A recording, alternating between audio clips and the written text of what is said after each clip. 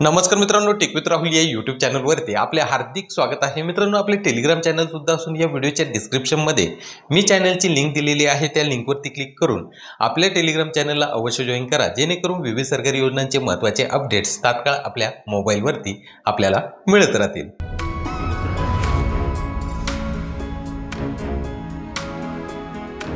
मित्रांनो, राज्यातील शेतकऱ्यांसाठी एक दिलासादायक अपडेट असून खरीप हंगाम 2024च्या अनुषंगाने शेतकऱ्यांना नुकसान भरपाई म्हणून जवळपास 2197 कोटी रुपयाचा निधी सरकारकडून मंजूर करण्यात आला आहे।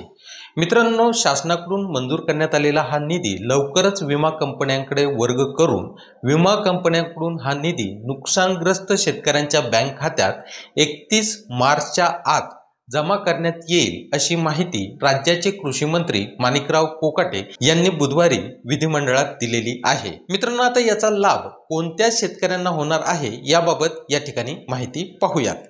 तर मित्रांनो, ज्या शेतकऱ्यांनी खरीप हंगाम 2024चा पीक विमा काढलेला होता व त्यानंतर त्यांच्या शेती पिकाचे नुकसान होऊन त्यांनी पीक विमा कंपनीकडे नुकसान भरपाईचा दावा दाखल केलेला होता, त्यांना पीक विमा कंपनीकडून आता नुकसान भरपाई देण्यात येणार आहे।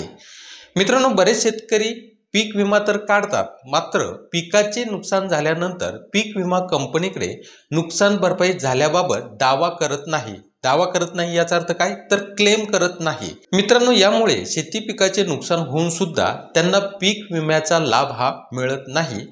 मित्रांनो, पीक विमा आपण भरत असाल तर त्यासोबत ई पीक पाहणी करणे सुद्धा आवश्यक असते।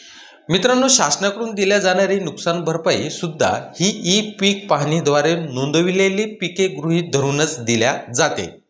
मित्रांनो, खरीप पीक विम्याचा लाभ शेतकऱ्यांच्या बँक खात्यात वर्ग करण्याची प्रक्रिया 31 मार्च पर्यंत होईल असे जरी सांगण्यात येत असले तरी पीक विमा कंपन्या जिल्हानिहाय वेगवेगळ्या असल्या कारणाने काही जिल्ह्यातील शेतकऱ्यांना पीक विम्याचा लाभ हा काही दिवसांनी उशिरा सुद्धा मिळू शकतो। मित्रांनो, आता पीक विम्याचा लाभ हा कोणत्या बँक खात्यात जमा करण्यात येईल, तर बऱ्याच जणांचं असं होतं की पीक विमा काढताना एक बँकेचा खाते क्रमांक त्या ठिकाणी दिलेला असतो, मात्र तो खाते क्रमांक आधार क्रमांकाशी संलग्न नसतो। त्यामुळे मित्रांनो, त्या खात्यामध्ये पीक विम्याची रक्कम ही जमा करण्यात येत नाही।